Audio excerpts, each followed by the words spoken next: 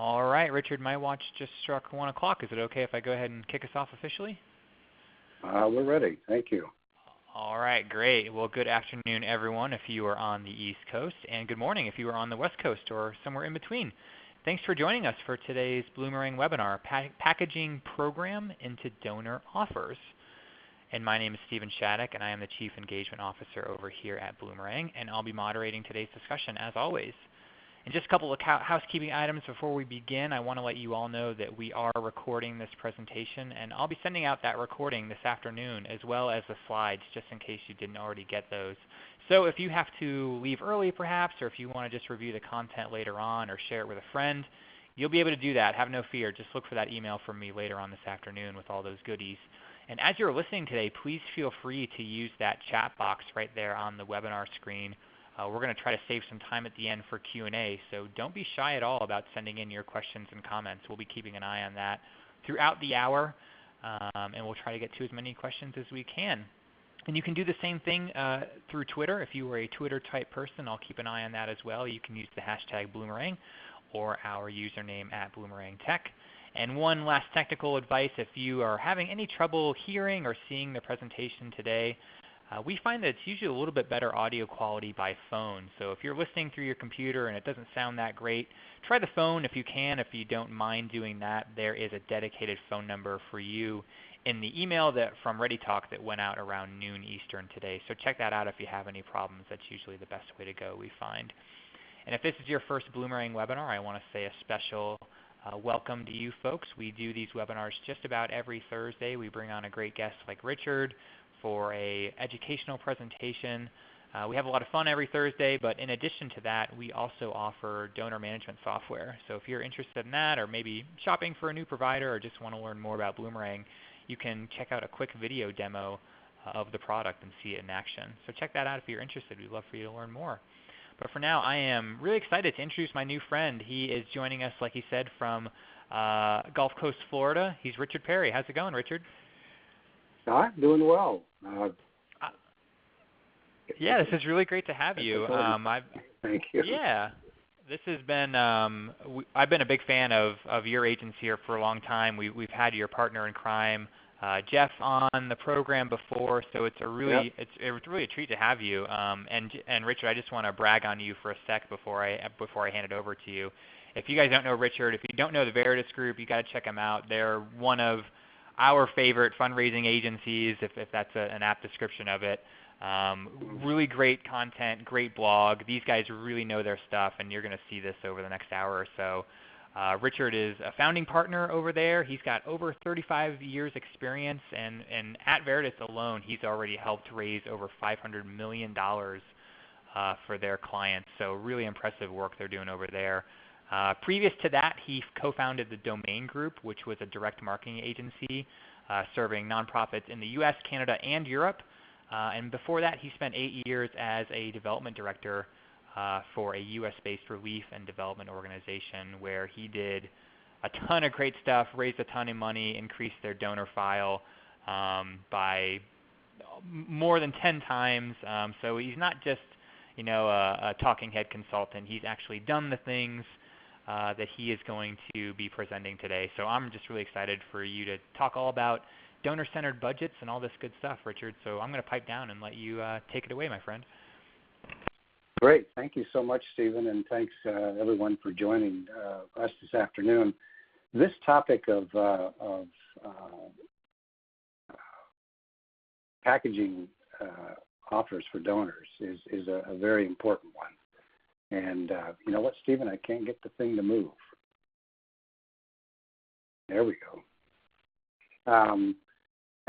So here's the dilemma that most everybody has, and I've been doing this work, as Stephen mentioned, for over 35 years, both in direct marketing field, television, radio, online, direct mail, all that stuff, but also in the major gift field, which is what Veritas is involved in now. And one of the big complaints by major gift officers and indeed by the people doing direct mail and all that is like, well, what are we going to offer for donors, either an acquisition or what are we going to offer in terms of cultivation and solicitation of our current donors?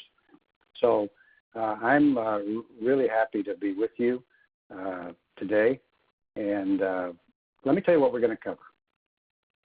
First of all, I want to just talk about some principles and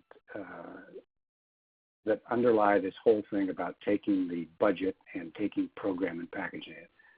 Then I want to talk about that for a lot of people, nasty little subject of overhead.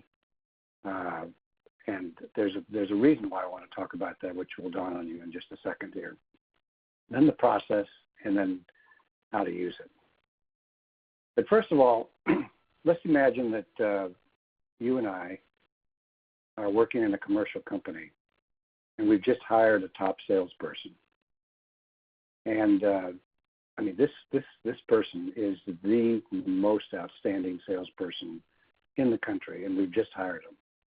And we're standing in the office, and it's the first day of this person's job, and they say, "Well, now, what exactly did you acquaint me with what we're actually selling?" And so I say, "Yeah, well, why don't you come out to the warehouse, and let's take a look." And so we go into this warehouse, and this is the warehouse. The picture of the warehouse is what the guy or the gal sees, and you can imagine that what the person would say is, "Well, there's nothing here. What am I going to sell?"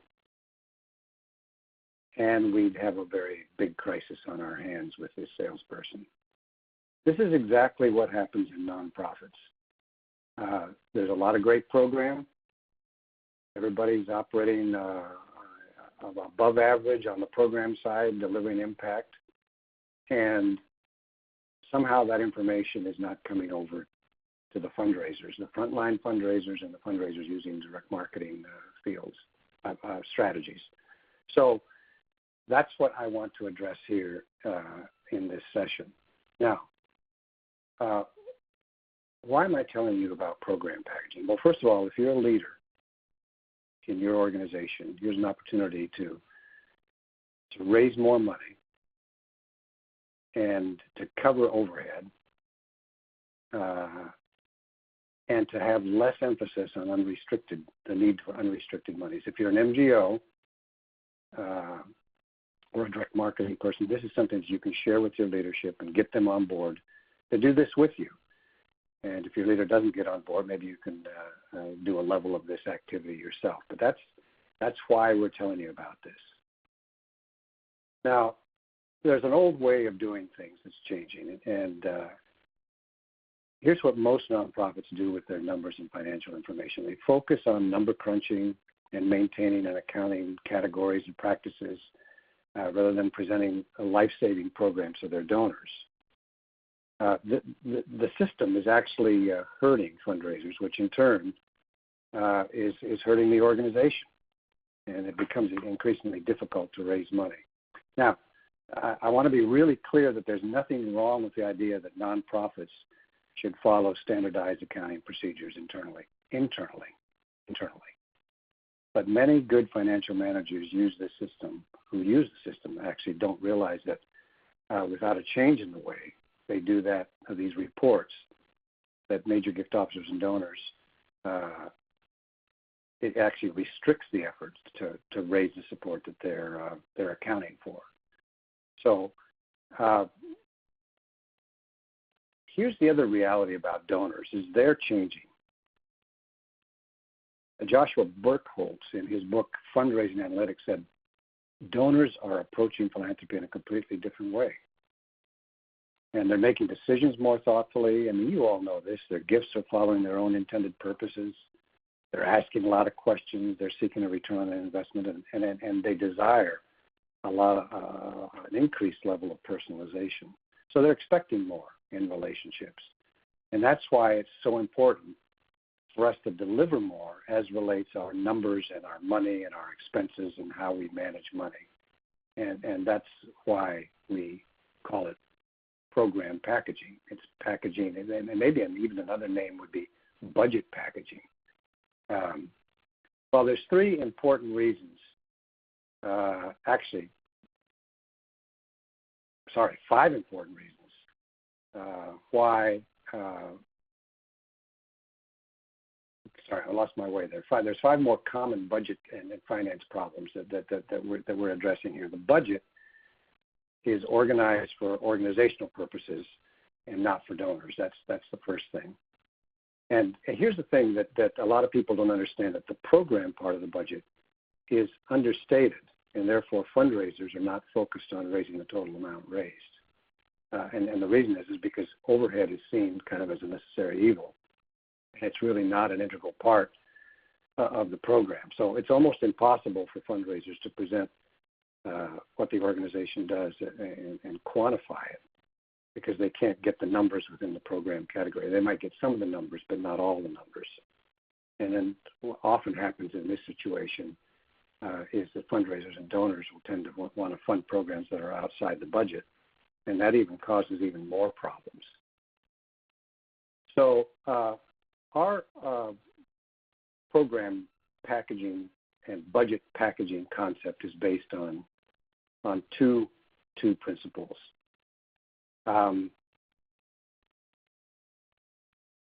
First of all, that it's about current program, packaging what the organization currently does for people and the planet.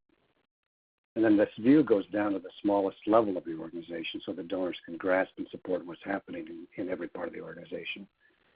So that's why we focus on the current budget and the current program. Now, the reason I'm saying current is because we all know we have these aspirational things that happen in our budgets where a donor comes along and wants to support something that is not in the budget. Now, you might do that, and that's fine, but we're not focused on that. We're focused on the current program. And then we're focused on the fact that all costs are in.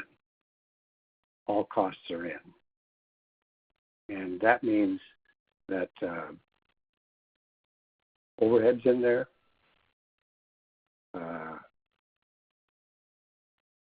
into all of our calculations, as well as the current budget program.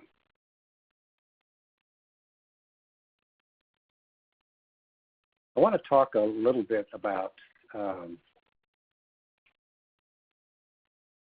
overhead. Now, it's really interesting on this whole thing about philanthropy. Like, where did overhead even come into being? And I was studying this whole thing, and there's a lot of interesting literature on it. And I'm not going to get into a whole bunch of it, but the earliest form, in its earliest form, the word philanthropy comes from the Greek word philanthropia, which means love of mankind. So the meaning of the word evolved over time. And back in more ancient times, people were taken care of by feudal lords and all that kind of stuff. And then as society developed, there became a need for people to take care of other people. And there were private efforts that were done, and there was increased public responsiveness and all that kind of thing. Here in America, Andrew Carnegie in 1989, published Gospel of Wealth, where he called on millionaires to distribute their wealth for the public good. So all of this time, that all of this was happening and developing over time, the whole idea was that the rich people gave their money, and then everybody else volunteered their time, and that's where this idea of overhead, that's where this idea of volunteering your time and keeping costs down actually developed. And I don't know about you. I mean, we were on one discussion. We were on one presentation with in another webinar, and someone said, "Well, you guys are just talking way too much about overhead. This is a thing that's been solved." Well, it hasn't been solved, and the problem is that we need to change how we think about it. So a lot of nonprofits and watchdog agencies have perpetuated a misconcept of overhead. And even some find virtue in propagating the idea that overhead is, under 20% is right up there with sainthood. And actually, it's more about impact that we should be looking at. Now, just bear with me on this topic, because I'm getting to the point in just a second. But I just want to talk about this overhead thing just for a little bit more, and to basically say that overhead is good, overhead is necessary, and if you yourself or your organization has a problem with overhead, then it's good to try to get your head and your heart right about it to get a balanced view of how much effort it takes to get your program delivered. Now, let me give you an example. So we were working with a client that did an after-school program. It was $3.8 million. It turned out in this particular location that the state that they were in, the state supported that after-school program for $3 million. And a part of that $3 million included, I think, what they would allow would be 10% overhead.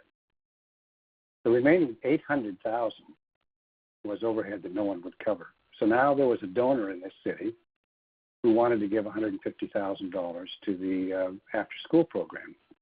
And the major gift officer approached me and said, well, I can't approach this major gift, this donor with this because it's going to fund the overhead. So I said to the major gift officer, let's call him Paul. I said, Paul, the whole program is $3.8 million.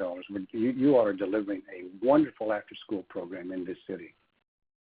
Let's take the $800,000 and just throw it out. Can you actually do the program without the $800,000? Well, no, we can't, Richard.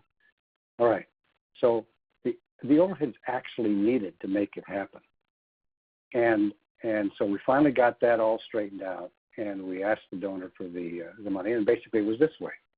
Hey, donor, we have a $3.8 million budget for the after-school program. We've been able to locate $3 million of it. We have another $800 that we've got to find, and the donor gave us $150,000. Here's the point: is you yourself have to think right about it, and then major donors. You also need to understand that major donors actually can and do understand this. More and more enlightened donors are getting this point. When I talk to a business person, I say, you include your overhead in all of the profit of the product or service that you provide. And they agree that if they didn't have that overhead, they couldn't produce the product or couldn't produce the service. But for some reason, that mentality hasn't come over. Again, I'm explaining this in a little greater detail because, believe me, it is a significant problem in the industry. So the point is you can make a difference in dealing with this topic. If you yourself think right about it and you believe that donors and major donors understand it and that you can make a difference in this area. All right. So those are the whole topic on overhead. Now the process. The process has about 5 points. First, we got to get people on board. So you've got to get leaders. If you're a DOD and your top leadership, your top leadership might not understand the importance of doing this whole exercise of creating offers. I think they generally do, but they don't understand how it relates to the budget. If you're a fundraising leader, you may get it, but you'll need to use your skills to get finance and program on board. We've seen a number of situations where a lower-level finance person can prevent all of this from happening because they don't see the benefits of it, and they don't have the time to do it. And their judgment, because they don't see the benefits, they don't have the time to do it. And if you're a major gift officer or a frontline fundraiser, you can spend time talking to your leaders about this and share the white paper that we have on this subject and get their buy-in. So got to get leaders on board. Program is very important to get on board.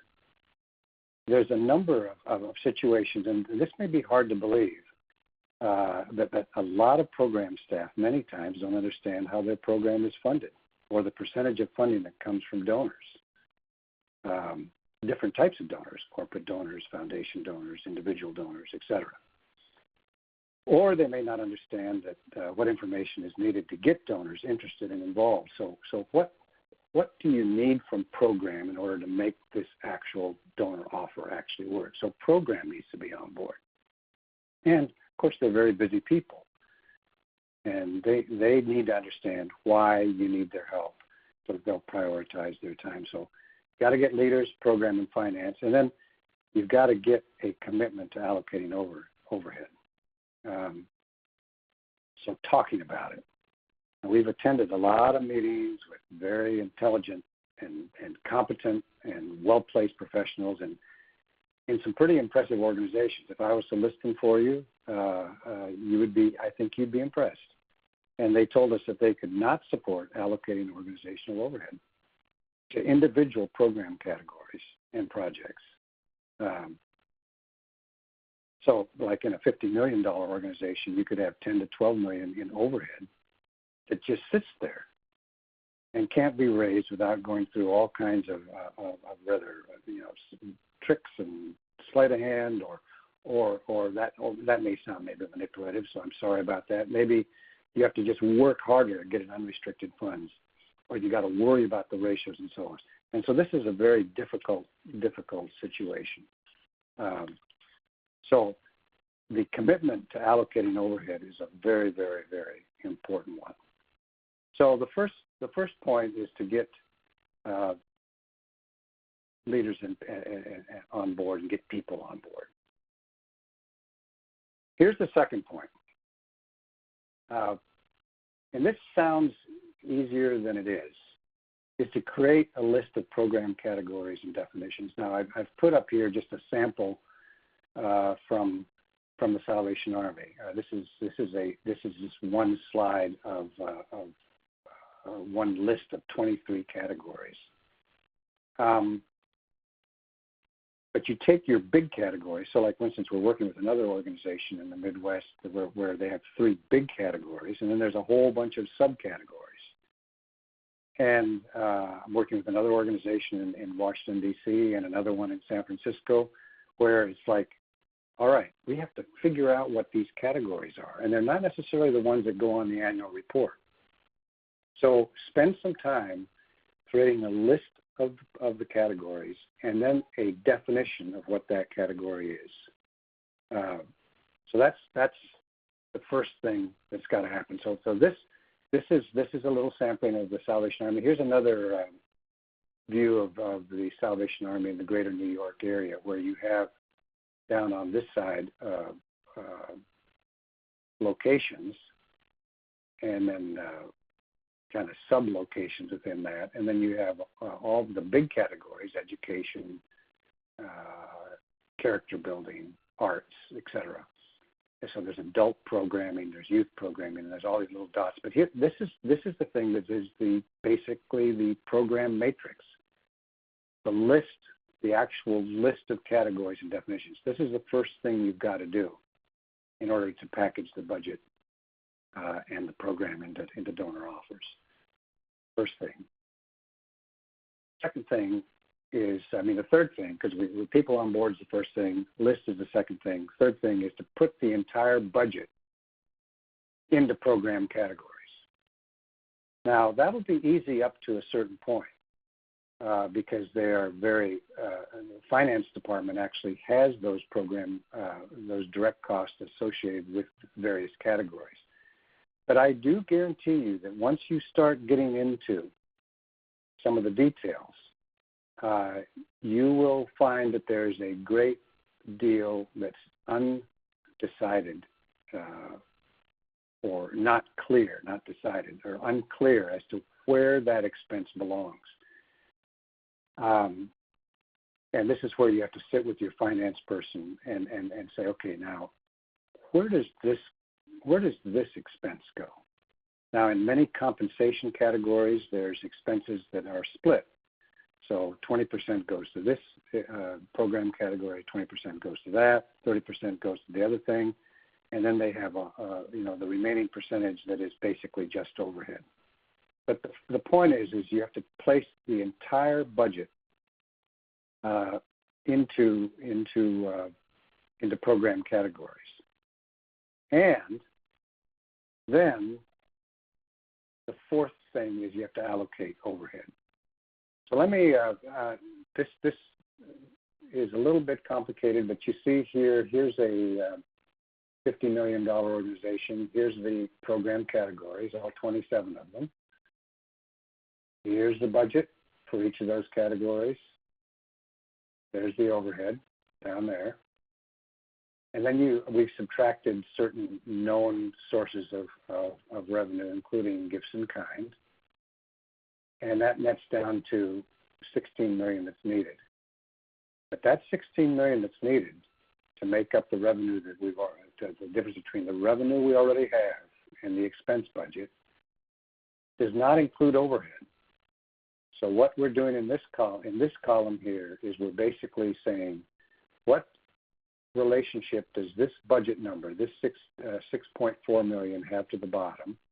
47 million. It's 13%.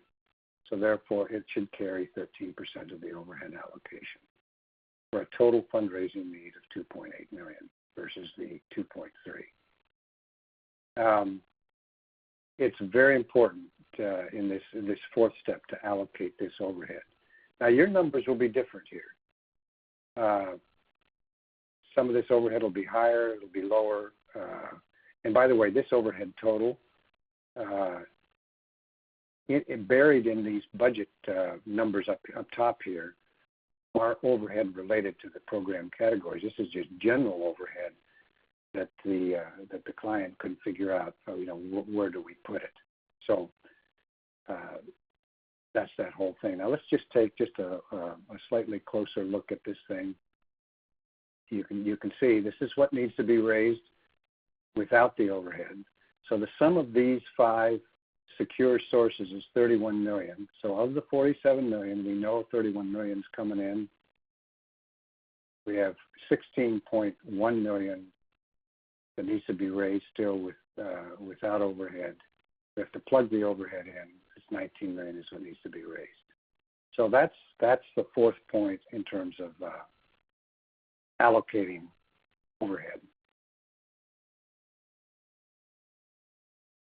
And the fifth point is basically creating donor offers. Now, I want to spend some time there because now you actually have the information. If you've done these things, you've created the lists, you've placed the entire budget into the program categories, you've allocated the overhead. Now you actually know what the numbers are. So like back to this chart here, if let's say that this line number 20 here is after school programs, and you know that you now have $2.8 million you've got to raise for that program budget. Since you know that, now you have to actually break that down into actual donor offers, which is where we're going next. And so you're taking the individual program and you're creating a donor offer. Now, I want to spend some time on this donor offers thing because this is also very, very important for making the transition from the numbers and from the information over into something that you can actually present to the donor. Now, the main objective of a donor offer, when I ask that question, I usually don't have the answer up here. And I say, what do you think the main objective of the donor offer is? And someone will invariably say, to raise money. And what we're saying is, no, the main objective of a donor offer is to help a donor make a difference. That's the main objective of a donor offer. And and so you might say, well, how do you do that? Well, there's two ways. You match the donor's interests and passions to the needs of the organization. And then you create real connections. So you're finding out what the donor's deep gladness is, and you're matching that to an organizational need that you have packaged, which represents the world's deep hunger. Because your organization exists to deal with the, quote, deep hunger on the planet and in society. So you're trying to make this connection between the donor's passions and interests and the world's deep hunger. So that's how you do it. You match those two. But let me explain a little bit more about how a donor offer works. You have to have a compelling need. You have to have a believable solution. And if you have those two, then the donor will adopt that. And I want to kind of break that down a little bit into what we mean by compelling need. Your ID, what you're going to do is you've ID'd, you've identified and defined a problem, is what you're doing to come up with compelling need.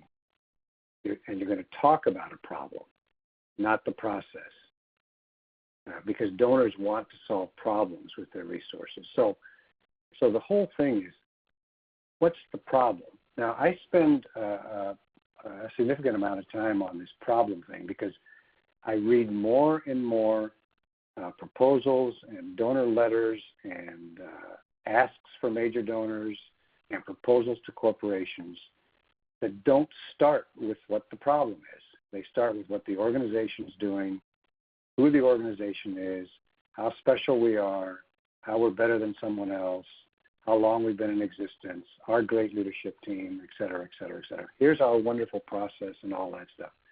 And what we're saying is basically, you have got to start with the problem. Without a societal problem, there's no compelling offer. And without a compelling offer, there's nothing to present to your donor. And if you don't have anything to present to your donor, there's no chance your programs will match the donor's interests and passions. And if you don't have that chance, there's just not going to be a gift. So that's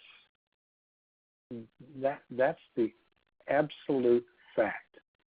So once you get those numbers that I talked about earlier, the very first thing you got to do is construct that compelling need part of your ask or your offer. And then you come up with that problem and you talk about the problem with emotion. So for instance, this picture here is about a veteran who served in Afghanistan and was lost over there in terms of his emotions and his psychological well-being. And this is his dog. And if you were to read the story that accompanied this picture, you would see that there's something missing, and it's emotional, and it's painful, and there's a problem to solve.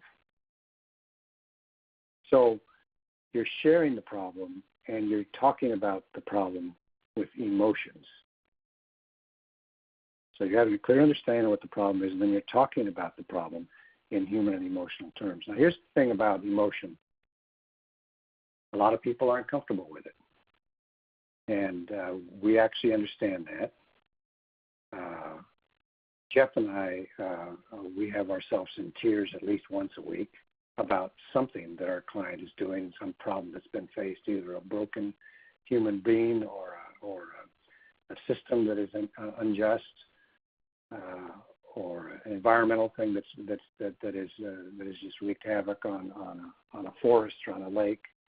And we get ourselves into that space because we want to be in the space where we're talking about need that is compelling. So when you're constructing this donor offer, you've got to identify the problem, and then you've got to share the problem with emotion. And then through your words and pictures, you've got to take the donor to the need. You've got to share stories that take the donor to the need. So for instance, a vet shared that of all the horrible things that happened when he was in Afghanistan, and that he brought a baby in that was burned. And at the time, they were not allowed to help civilians medically, and they had to turn away even though they could have saved the baby. And so he's talking about all of these things. And we encourage you to write about the emotion. Now, I want to pause a little bit on this whole area of taking the donor to the need. You recall that when you're telling a story to a friend, and all of us have used this phrase when we're recounting something that happened, and you say, I wish you had been there, James or Mary or Pam. and you're telling the story, and you say, I just wish we had been there. You had been there. And why do you use that phrase? The reason you use that phrase is because you know that if they had been there, they would have been greatly affected by what actually happened there. But since you can't take them there, then one of the things you've got to do is take the donor there through words and pictures. You've got to describe things in a very compelling way. And I tell you, one of our tests is your description of the need, does it break your heart? In other words, if you've seen it and you feel it, you'll have an emotional reaction to it. Now, you might be saying as you're listening to me talk, you know, Richard, I'm kind of getting tired of you talking about this emotional thing because you've been on it now for 3 slides or 5 minutes or whatever. What I'm trying to say to you right now is the whole exercise of packaging your budget and your program for donor offers, frankly, the more easier thing psychologically and emotionally is to do the numbers thing. The more difficult thing is actually to do this work of taking the donor right where the need is through your words and pictures. Compelling need actually breaks your heart, and that's a very important test to have when you're describing what needs to be done in a program or budget category. Now, there's 4 ways to tell if a donor offer is good. First way is it forceful? Is there a strong case for action? And you know that case starts with defining the problem and having compelling need, but also having a believable solution. But is it forceful? Is it strong? And does it demand attention? Does it draw you in? Does it attract your interest? Is it convincing? Now, if it's not believable, it's not going to be convincing. So are you absolutely convinced that the need is actually true and believable and that you must do something about it? And then is it irresistible? Will the donor just cannot avoid taking action. These are the things that you got to, when you have that donor offer, after you've done your budget and program packaging, and now you've moved to the creation of a donor offer, I suggest you just put these 4 points against it and say, is this actually true? Does it happen? So that's the whole donor offer bit. Now, how to use all of this? So just to summarize what we've been so far, what we basically said is you've got to take your everything that you do in your organization, and you've got to create categories of program and definitions. And you've got to place the entire budget into program categories. And then it's very important to allocate overhead.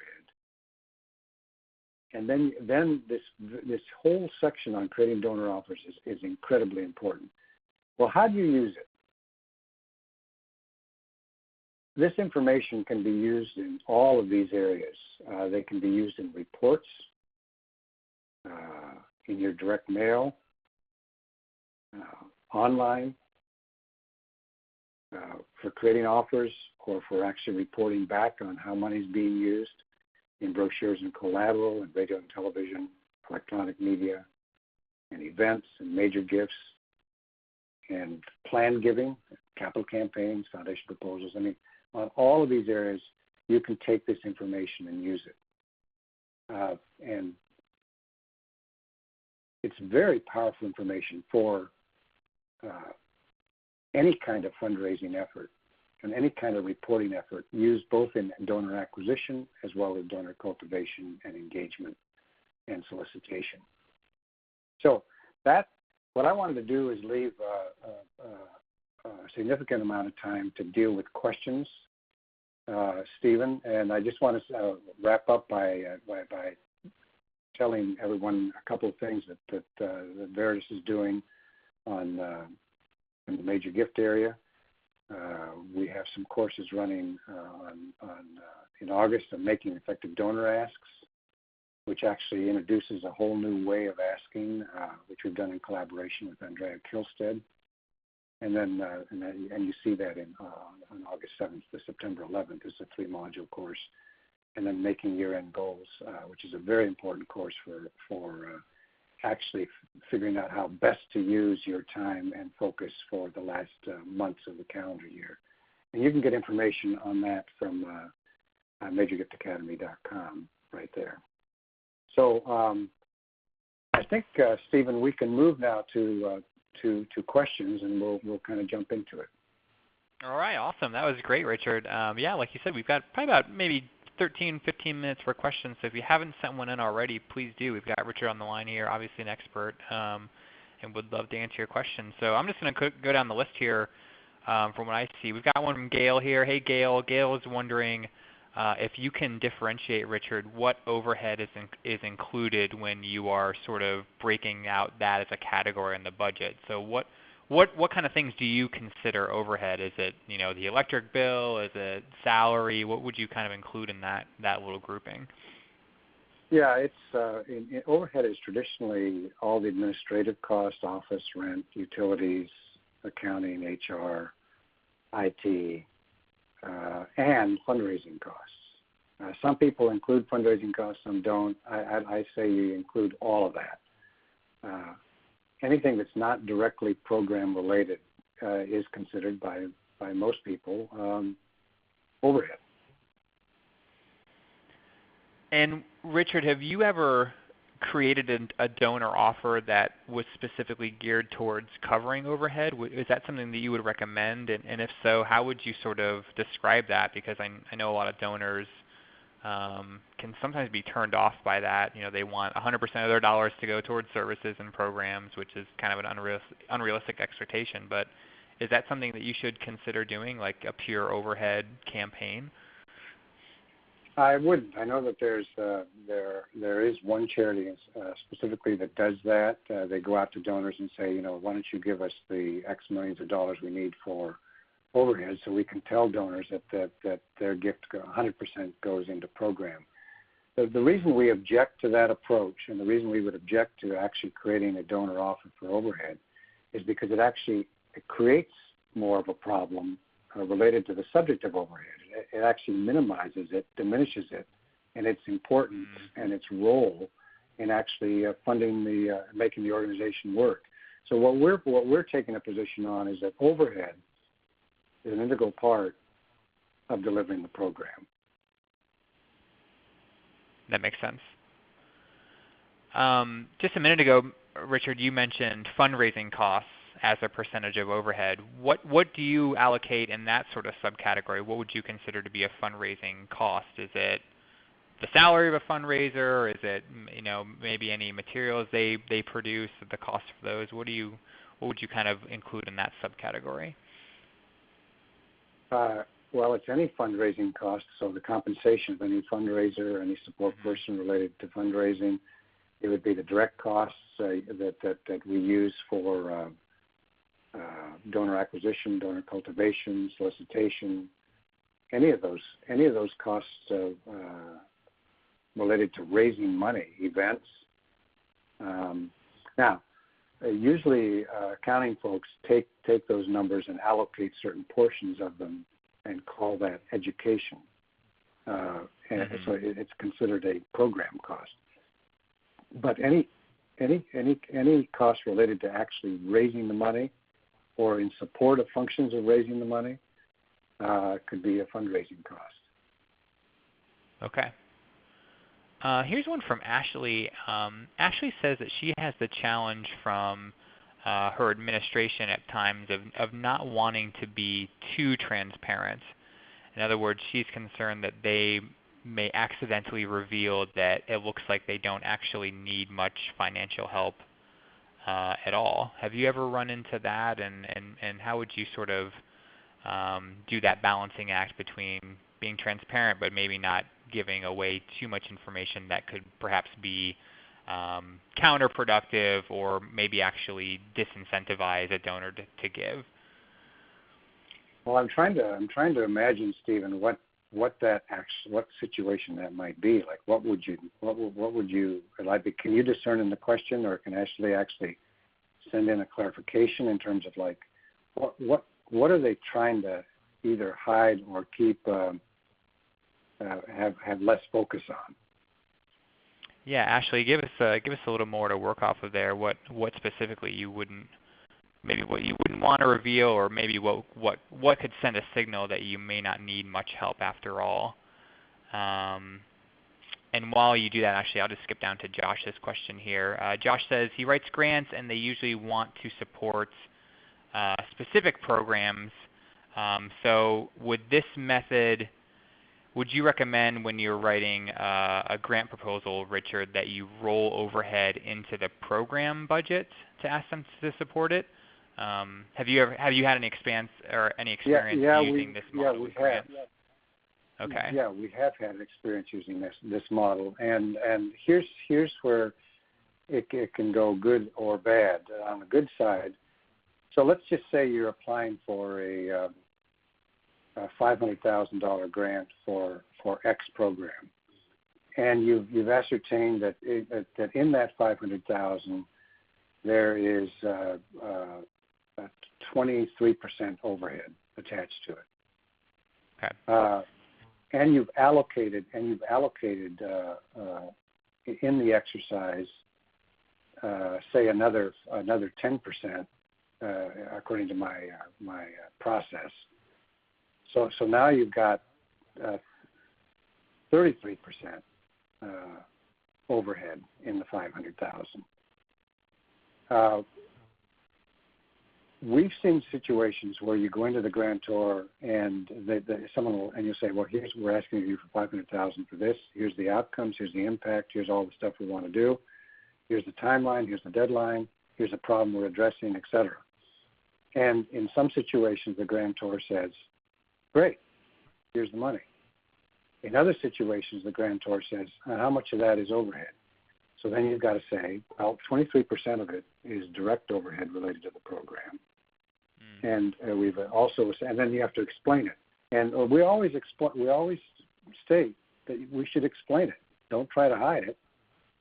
And in some situations, when you explain it and you make the case that we couldn't actually operate these programs if we didn't have these costs, the grantor accepts it. In other places, they don't.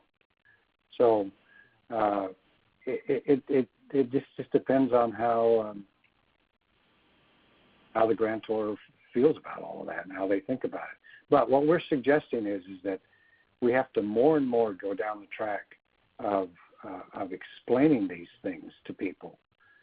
Back to my example of the after-school program, $3.8 million, $800,000 of overhead. We can't run it without the overhead, and that's the big point. So when someone says, you know what, folks, I can't support that. That's overhead. Well, then we can't run it, sir. We cannot run it. Right. So that's the unfortunate situation. But I would tread carefully on that whole subject in terms of submitting grants. But it might be interesting to try it. The only loss could be is that they would say, well, we're not going to give you the 500. We're going to give you the 425. Fine. Better than nothing. Yeah.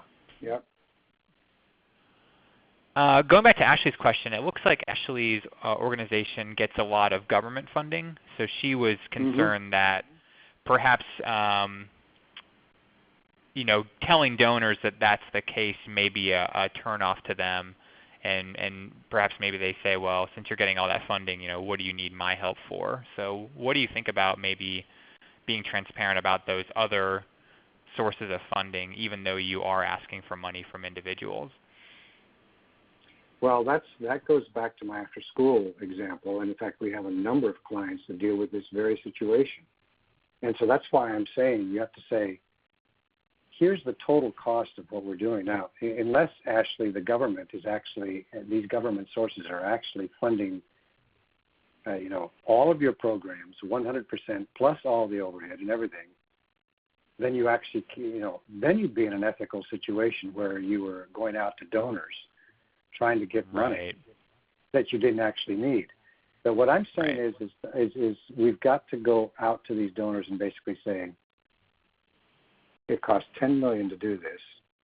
We've got $6 million already in RENs, that's from the government, and we need $4 million more, or whatever. I would reframe the ask to go down that track. Okay. Was that clear? I think so. Ashley, maybe we can connect you with Richard afterwards if you want to keep talking more.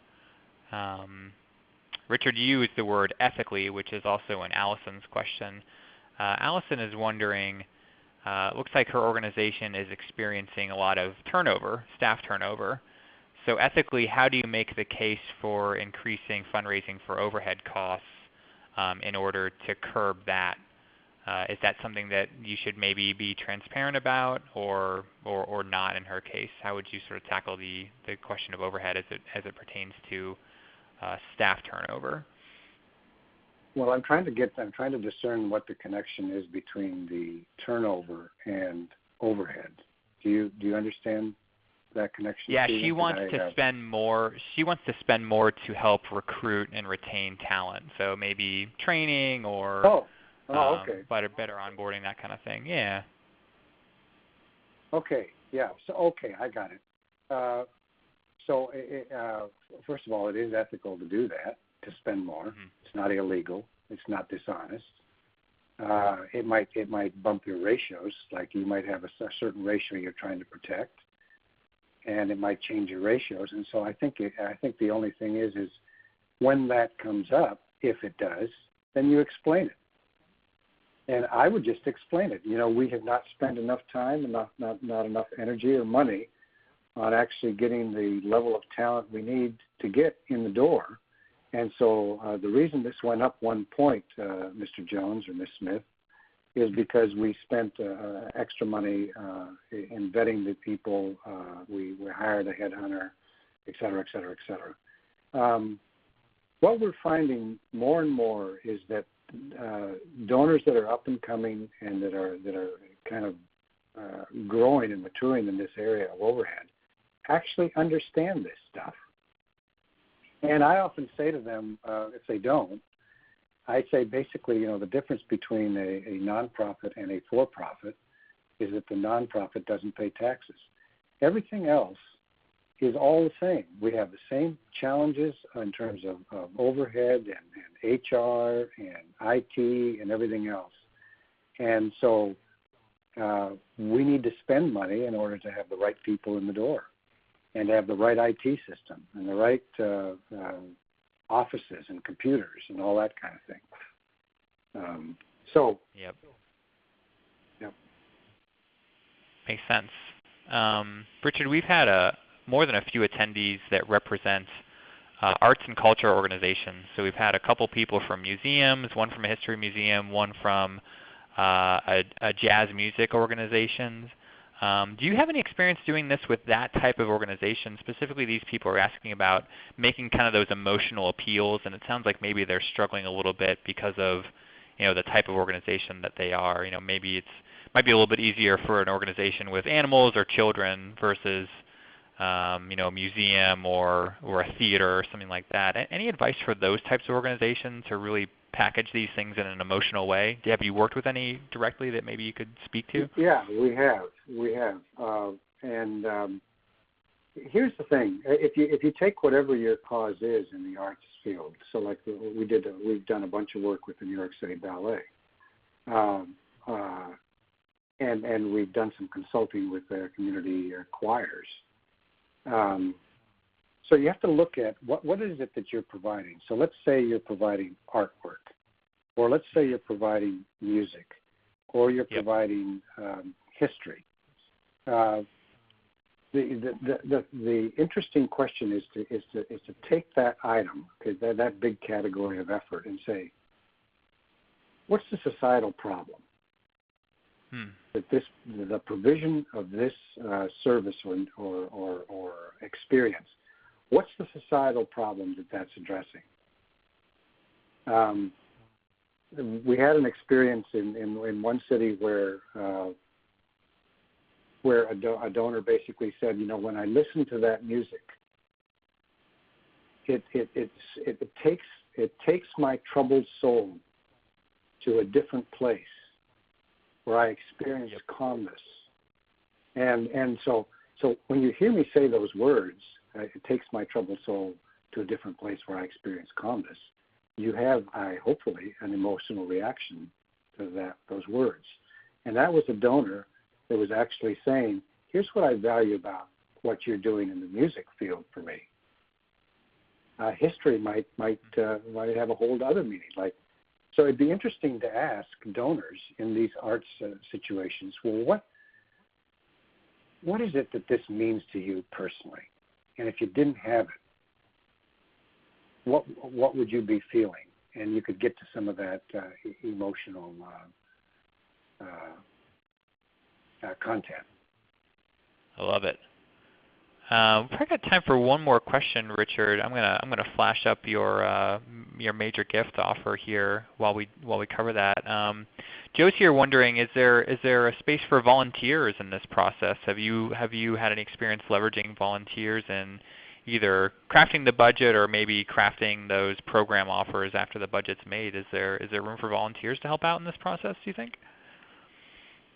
We actually have one client where we're working on some of that, and certainly a volunteer could actually deliver the offer to a donor would be a very interesting thing to do. A volunteer that, say, is a photojournalist or a writer could actually go collect stories from program or the front line of program. So back to your whole thing about the arts world, a volunteer could spend time actually being with people in the museum or being in the people wherever they're experiencing that, and asking them questions and gathering information. So information about the story of the donor or the story of the user or the consumer of the service is very important information that volunteers could gather and might be able to even be able to craft, gather words as well as images, electronic and images for use electronically and in print form. And would you include that in the budget if you were investing time and money in maybe training those volunteers or coordinating them in any way? Do you think that's a worthy budget line item as well? Yeah, I absolutely would. I mean, in fact, in this one organization, there's a whole manager, a director of volunteer services. And, by the way, we've also suggested that there ought to be a manager of donor offers so that all that person does is sit in the organization and create donor offers for all the fundraising expressions, events, acquisition, cultivation, direct mail, online, etc. We desperately need this kind of service in the nonprofit world to get to what the whole budget represents. Because remember, the whole budget of an organization is what it's using to actually deliver its services, which is why we ought to be able to convert that entire budget into donor offers, which is the whole point of this whole webinar. I love it. Richard, this is great. We're about out of time, but I'll give you the last word. Where can people find out more about you, maybe get in touch with you if we didn't get to your question? I know we didn't get to all of them, but can people email you or visit your website? What would you suggest? They go to our website, veritasgroup.com, VERITUS group, veritasgroup.com. You could email me at rperry, with an E, P-E-R-R-Y, rperry at veritasgroup.com, and I'd be glad to have a chat with you. And then also don't forget what you see on the screen there, the Major Gift Academy. This is one of the foremost training academies, online academies in the country on the subject of major gifts and important information there. We'd suggest you go there and kind of snoop around and see what's going on. Yeah, check it out. Really good stuff. And like I said, Veritas Group's blog is one of the best I've read, so I'm going to share that link as well. This is great, Richard. Thanks so much for joining us today. Thank you. And thanks to all of you for taking an hour or so out of your day. We're going to keep it going with our webinar series. We've got a great one coming up 1 week from today. Rachel Muir is going to join us, and she's going to kind of help us get into the heads of donors and kind of find out what makes them tick and respond to all these great things that Richard laid out for us. So do join us for that if you can 1 week from today, 1 p.m. Eastern. If you're not available or if you're perhaps not interested in that particular topic, we've got some great ones on our webinar page as well. Totally free, totally educational. We'd love to see you again next week or sometime after that. So we'll call it a day there. Look for an email from me later on this afternoon. I'll be sending out the recording and the slides once again. And hopefully we'll see you again next week. So have a great rest of your Thursday. Have a safe weekend, and we'll talk to you again soon.